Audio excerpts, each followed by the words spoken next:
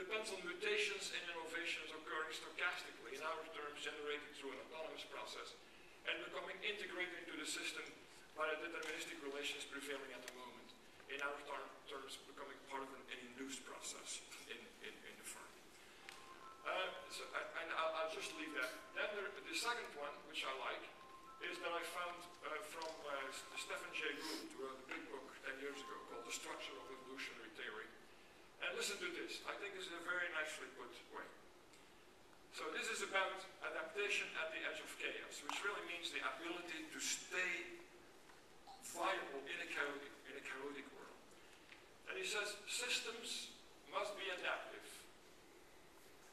But too much and too precise a local fitting may freeze a system in transient optimality with insufficient capacity for future change.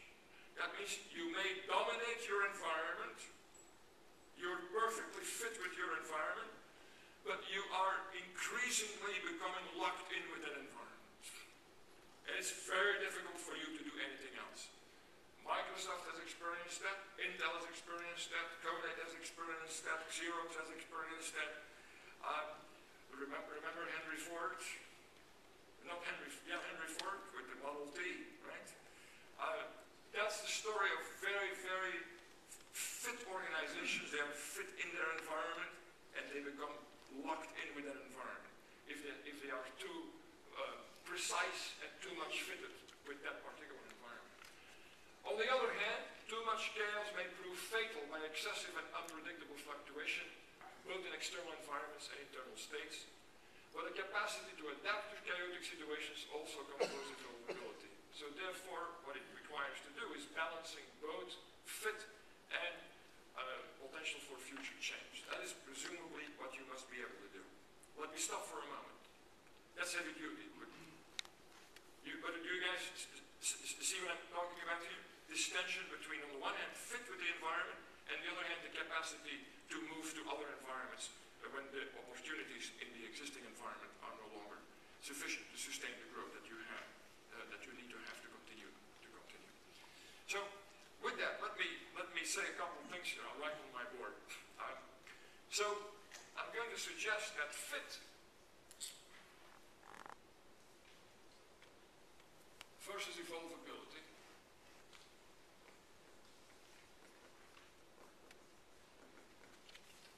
So these are the two things that we have to be able to do.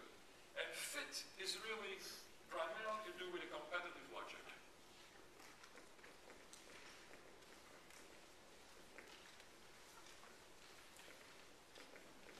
And evolvability has to do with an innovation logic.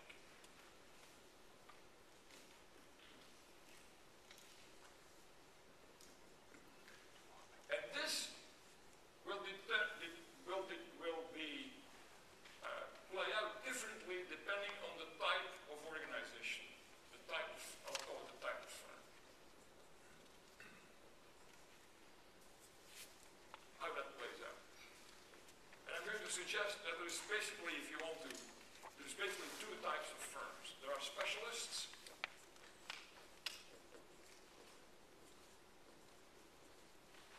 and there are generalists.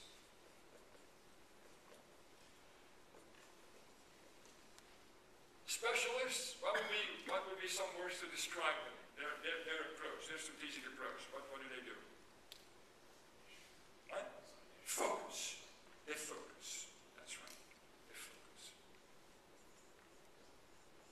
Whereas generalists, what do they tend to do?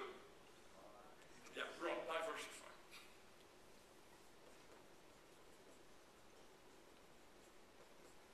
Right. And now we can draw a continuum. All right, if I ask, what is the most famous diversified company in the world? Probably. Our dean was actually mentioning them in response to a question. General Electric, especially when who was running it? Remember Jack Welch? Yeah, that's right. On the other hand, a company that I'm very familiar with, that's highly focused, would be Intel. That's true.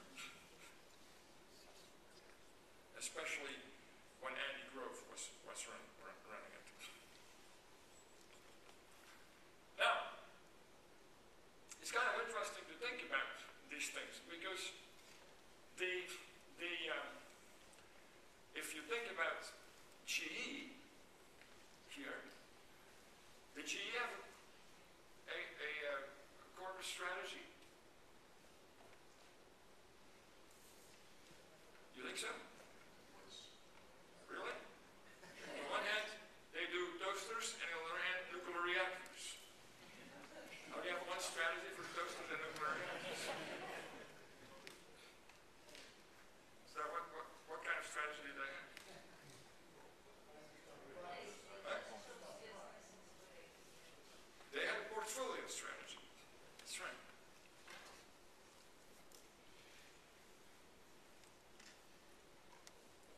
And the criterion to be in the portfolio was to be number 1 or number 2.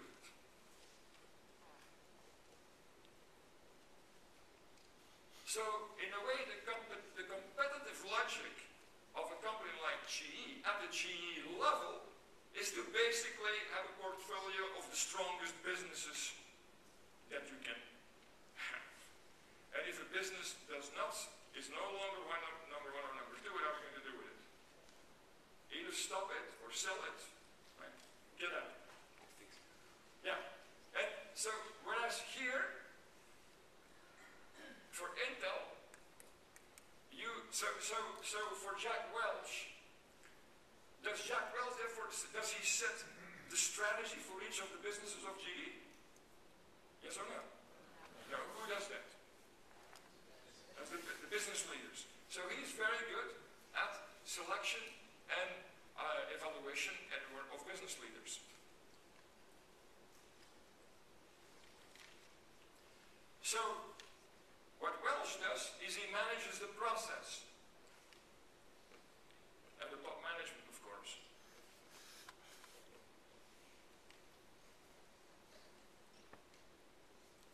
Whereas at Intel, especially during the time that Andy Grove is the CEO, who sets the strategy?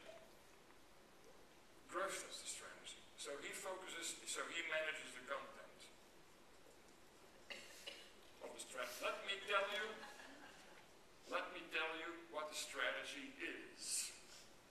It's a clear set of direction. Why the leader? Because how broad is the Intel business? Very broad or very narrow? It's very narrow. Okay. Now, I could say more of that, but I won't do that. Now, if we now look back at GE, at HP, where was HP during the time that, for the time that Lou Plant was the CEO? More on this side or more on that side?